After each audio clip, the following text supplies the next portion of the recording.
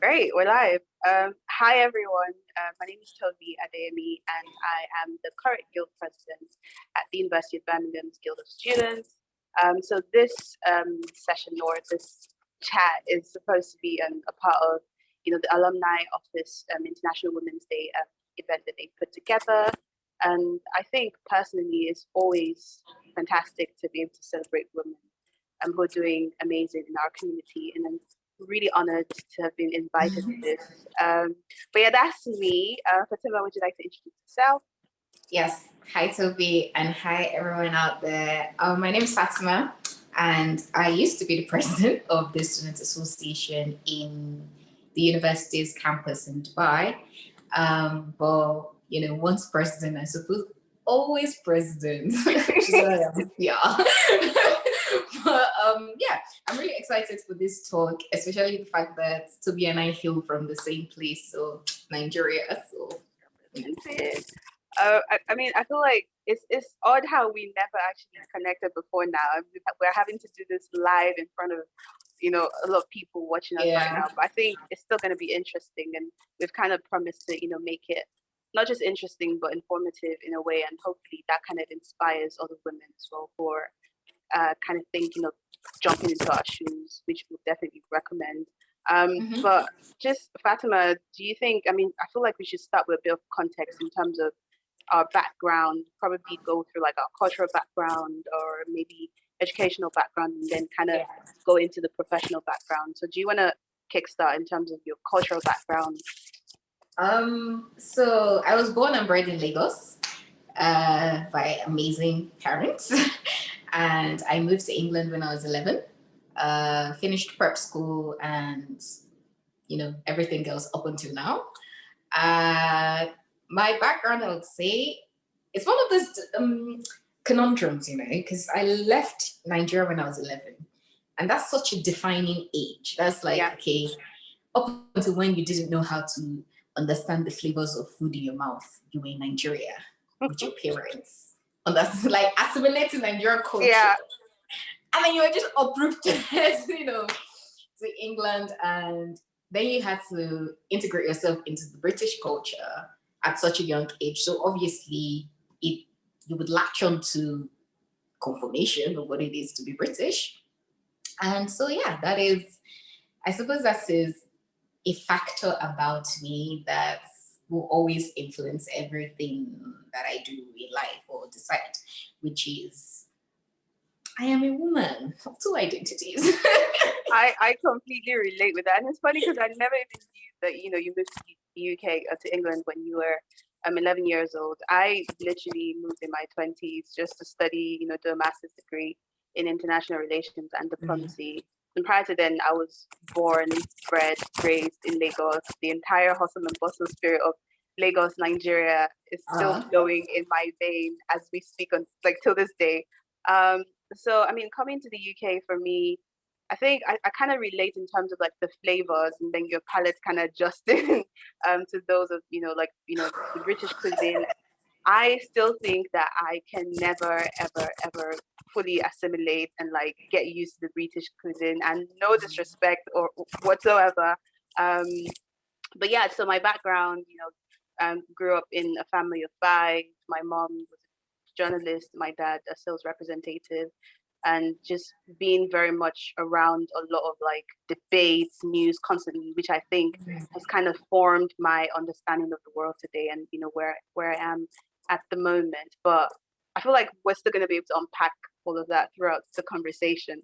But just kind of moving on to the educational background, I've kind of hinted already that I studied international relations and diplomacy for my master's level, and for undergrad I studied French language. What about you? I can't wait for us to become friends in person so that I can hear you speak French without pas de problème. I was like, what? Comment ça va? So I study economics at the moment. I am in second year, and beforehand I took 2 gap years, and I made an effort to take the first gap year. I genuinely took it because I was tired of A-levels and I just wanted to enter uni with a fresh system, productivity, blah, blah, blah. The second gap year, I decided to take it because at the end of my first gap year, there was this defining moment in my life, which I then realized that education is not necessarily about the theoretical technicalities of what it is to be a good mathematician and scientist or whatever. It's genuinely about you building up your own individualism. And I decided to gather knowledge and intelligence by actually talking to the Nigerian people. My first gap year, I was in and out of England. My second gap year, I wanted to properly work. And so I worked for a law firm for a bit.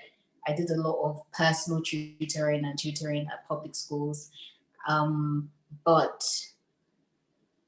I think one thing that defines my idea about education comes from the backdrop of I genuinely believe that when you are educated about the philosophies of life, the ethics of things, being morally driven, this umbrella of ethics that we should share as a global community, I think that translates into everything else that you do.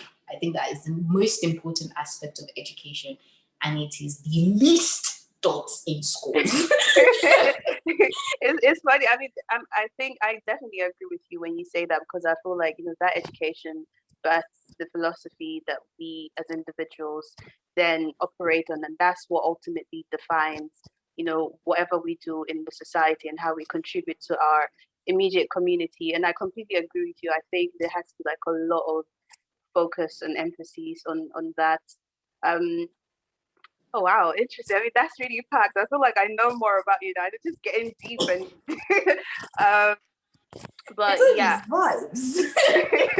I think this is going to be a very, very interesting conversation. I'm really keen on seeing, how we kind of spin it to the rest of what we're going to be talking about. Yeah. I also wanted us to talk about our professional background just before we you've already hinted yours already, but you can still elaborate on that if you wish. But for me, it's different because for 7 to 8 years, I've been a professional singer back in my country, where I've been jumping from stage to stage performing. I've performed in the stadium before. I performed to thousands and thousands of people. Wait, sorry, I don't mean to interrupt, but did you do Project Fame? I did not do Project Fame, but I've done my fair share of auditions. I did attend. There was one Peak Talent show, and then I went for another one, X Factor. But a lot of politics got played somehow, in my opinion. But I think I'm a badass singer. So, but yeah, in terms of my professional background, I consider that as something that's been very valuable for me, because in terms of how I relate with people, how I handle interpersonal relationships, how I communicate with people from different backgrounds. I think that has really helped, because when you're a singer, you perform to all kinds of crowds, you talk to all kinds of people, and you have to, know your audience and not neglect any one of them, regardless of their background. So yeah, and then moving from that into politics, student politics, and representation is an odd transition, but I enjoy every bit of it. But yeah, that's my professional background. I mean, I genuinely think that you being a singer is really cool. I cannot sing a tune. I think everyone can sing. I think it just depends on, I don't know, maybe just train. This is not about training. If there's no, accept it, guy. Move on. So for me professionally, I already said I worked at a law firm, did a lot of tutoring here and there. I really wanted to hone into my skills on becoming a better educator. Obviously not officially, but because one of my main goals in life, or I would say the basis of my ethos, is educating people, giving people the opportunity to understand their individualism so that they cannot be exploited by anyone else. I think arming a human with the right set of tools to think critically is the only thing that can help them in this world. So I was sort of into just learning more things, and it led to this idea of my blog called Fumlayo. And Fumlayo now is like, I have published over like 50 articles now, and it all has to do with it being this medium in which one could learn from my point of view and other people's point of view, because I have guest writers, on just the reactions of people to life situations. You know, I've gone through this, you may have gone through this, maybe we can come together and learn from one another. Like that's the entire point of life. And so moving on from that, I decided to study economics because at some point I was like, if I'm this morally driven into helping everybody, the best way to do it is just to be in a position where I have the power to do so. Yeah. So I studied economics because I think it will help me become a better leader. This innate ability to be in any institution and apply for a leadership role has been something that I've done all through my life. So it's like, why stop now? Why give up this, passion, this drive? And so I think in the end, my goal, like you, is always to uplift my communities, my immediate community, and the global community. How I will do that, I don't know for sure, but it will happen, inshallah. I can relate with you on a very, in a very big way, because apart from all of the things that I've done with my music or with my position now as guild president and formerly as a postgraduate officer, I've done a lot of volunteering throughout, my time. I've done a lot of giving back to society, trying to create opportunities for young people like myself. And I think it definitely starts from now, it starts with us. We don't have to wait until we have all the capacity to actually help younger people grow, or just our or people in our community grow, especially women. And I very much believe in the power of uplifting other women. And I try to do that with my music as well. Yeah. I would love to listen to some of your music. Don't worry. I can do a private listen. Serenation themes. I love it. Okay, let's bring it back. I think we can now. It just feels like I know you better now in terms of your background, and it feels like we're a lot more connected than we thought. And I think just in terms of what we do as student representatives, there's that question around what we're choosing to challenge in terms of what we're currently doing for students, or what we've done for students, especially in your case as president of an association, and what we've achieved or what we still intend to achieve. So I don't know, would you like to go first in terms of those kind of things that you're choosing to challenge, and then we can head into the barriers that we face doing so? I would mention one thing that I was sort of happy in achieving during my time as president. I will never forget this. And I was having a meeting with the campus director, and this was when the heat of the beginning of the pandemic, attacking us, changing our lives and whatever. The campus director said to me, I love your passion, your drive to actually take care of all students, to speak for all students' voices. And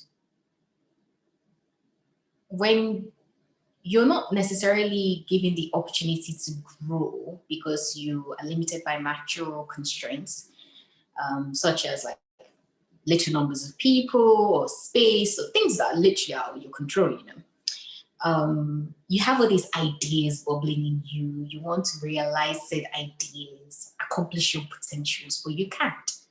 So the little you can do, you put all your energy into it. So I realized that from the get-go, I wasn't necessarily surrounded with a lot of students that were extremely passionate, because, it's their first year or this or that, but it is what it is. So, but I still made an extra effort to keep going, irrespective of if whatever efforts I was putting in was not appreciated. I still made an effort to keep going, to keep speaking on their behalf. And when a person of such caliber then recognizes this quality in you, it's like, at least one person noticed. In as much as one does not necessarily seek validation from others, it is nice to hear once in a while they are doing a good job. I agree with that, honestly. And I really admire like your courage in that setting, your strength, because it's very different from my immediate environment here. I mean, we have a guild that is over 130 years old and has seen a lot of like student involvement and student engagement, and it's very active in terms of creating opportunities for students regardless of their background. So I think it's a little bit of it's like a different ball game, because the Dubai campus is a lot smaller and it's newer, and that concept of student representation by a group of students is still very much fresh in the system, and getting a lot of people to see the importance of that might be a bit tricky. But on my end, I think that is not really the challenge for me. I think it's more about, like, I am choosing more to challenge, the historical narrative, in the sense of the engagement of students from Black, Asian, minority ethnic groups, especially Black people.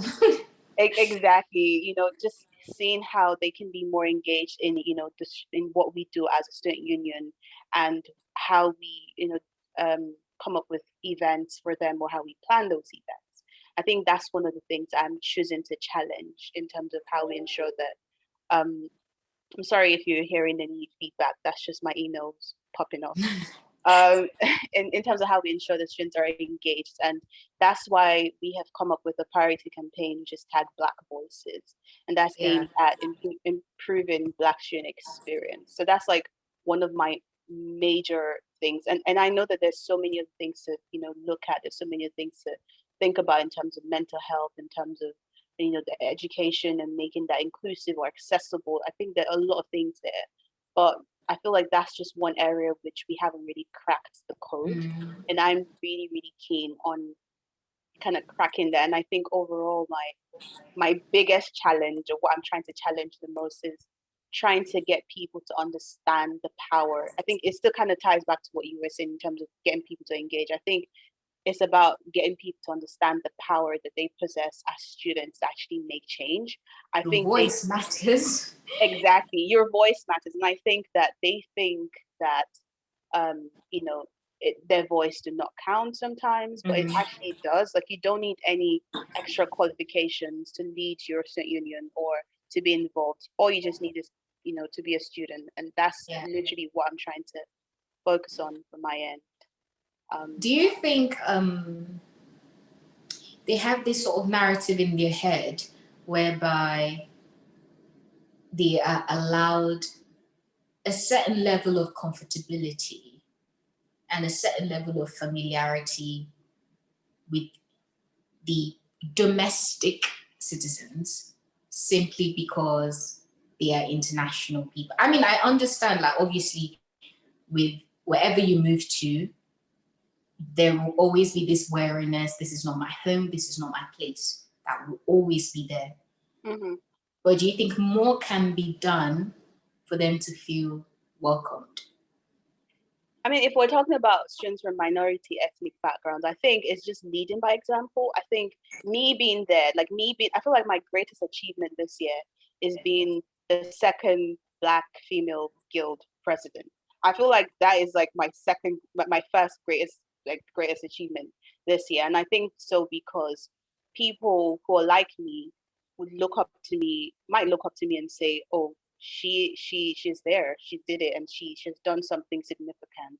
It means that I can do it. It means that there's no code. It means that I can definitely be involved and I can definitely make change. I think that to me is what I embody, and that's what I want to like pass across, especially for women. I want to say I did this, like, if you're like, you can definitely do it. Like, all women of different backgrounds, ages, identity, everything. I feel like, just leading by example is something that can encourage them to want to be in there. And you have to demonstrate, what you've done being in that position. And that's what I strive to do.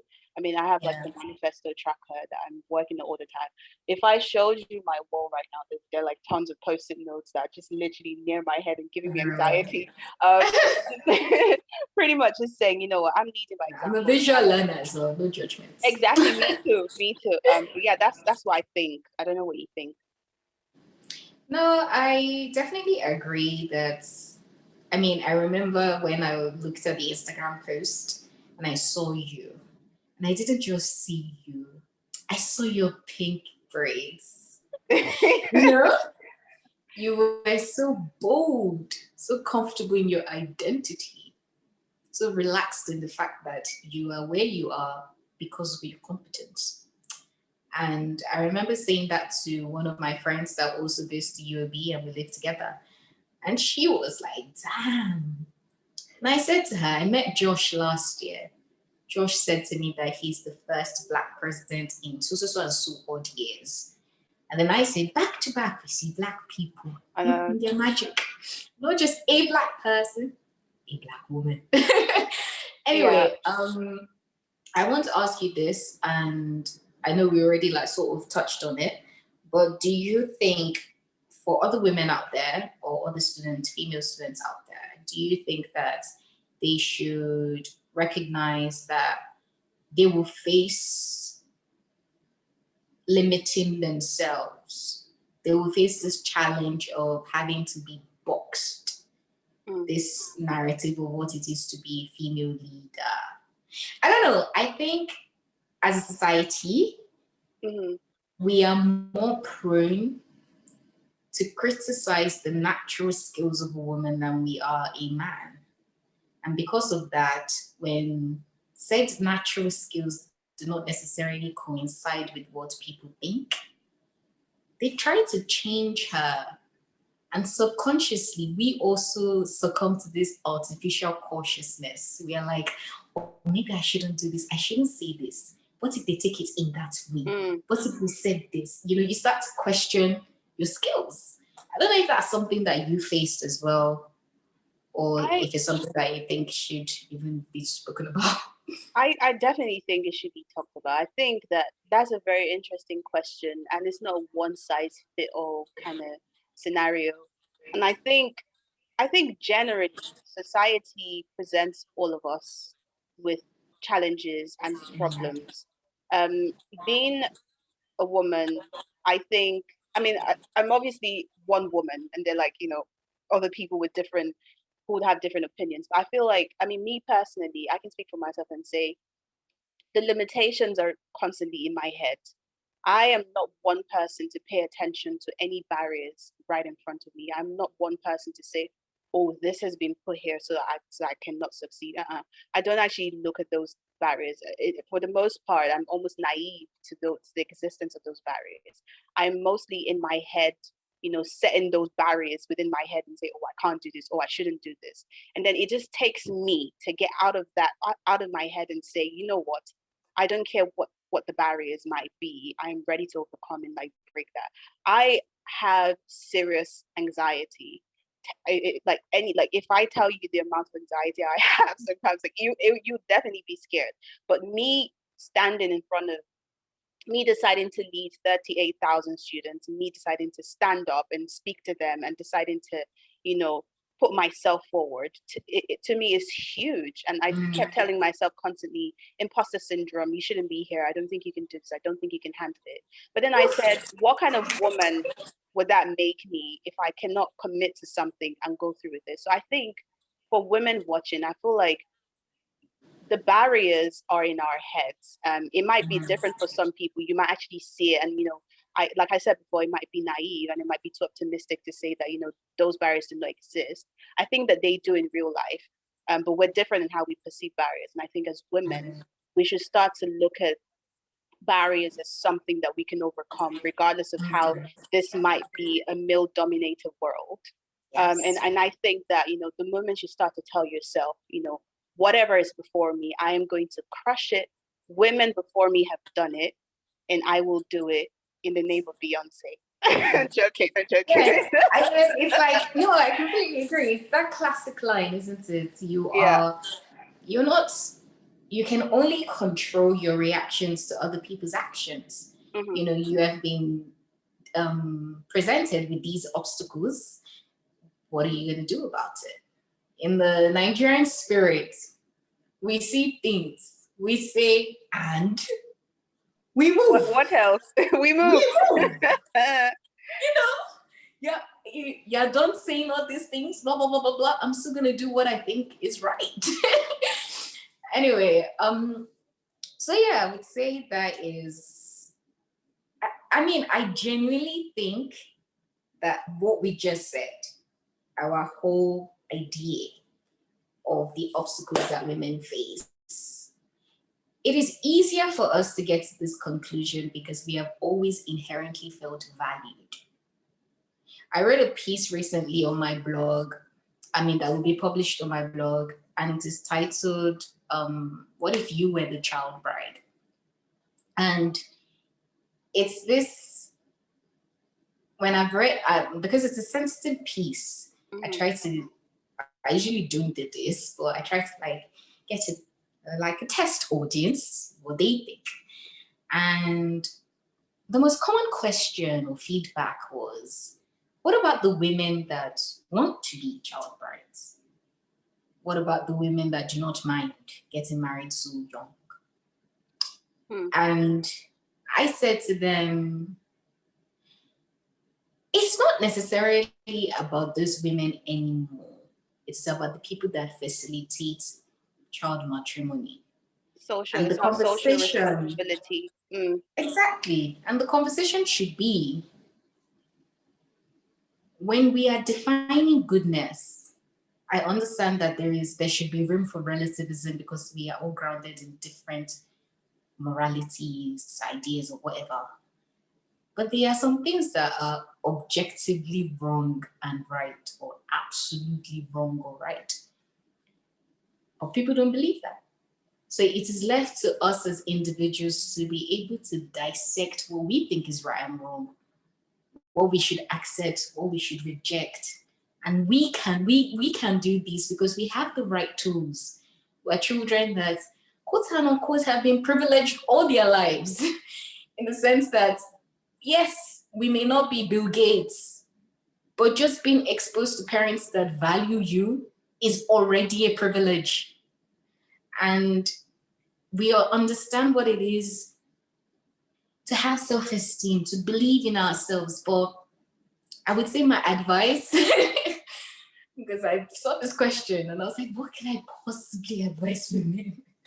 I would say my advice to all women and men, but since it's about International Women's Day, to all women, I would say look inwards, find out who you are, research on what ticks you, what you love, and to not be afraid to say no, to reject rubbish. If they are giving you bass, give them both. I like that. I really like that. And just to come on that as well, I think my advice to women worldwide, I would say we all possess that social responsibility to look after each other. I think that, just going back to the point that you made around, how we have been fortunate enough and privileged and seeing things in a certain lens just based on that privilege. I think what we can do for the women who are probably not as privileged as we are is, what defines our society and how we look after women in our society. And I think that the moment we stop looking at it, like, just again, like you said, looking inwards, and also stop looking at it as me, myself, and I as a woman, my person, but also, it's not, no pressure. Nobody's saying fix the problems of the world in terms of, how other people really You're need not help. in Israel. Exactly. But it's more like, do what you can. If you want to be a part of the solution and not a part of the problem, where you see ill being done to a fellow woman, stand up against it, fight against it. We should all be, ready to help somebody, to, help them have and lead a good life. And I think it starts from now, what we're doing as student representatives, providing opportunities for everyone, even men alike, to kind of understand our world as women and how they fit into that. So I think generally, a summary, my advice is be you, be proud in who you are, even no matter what your gender, your background, your identity, whatever it is, just be proud of who you are as a woman, and know that the power of being a woman. Oh, come on, honey.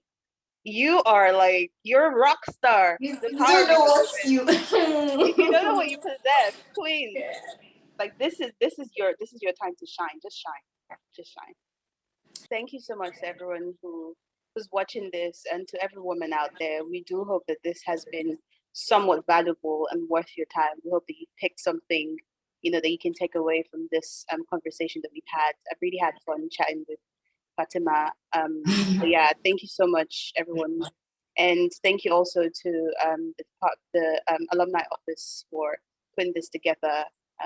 And hopefully we can celebrate it again sometime next year. But until then, bye.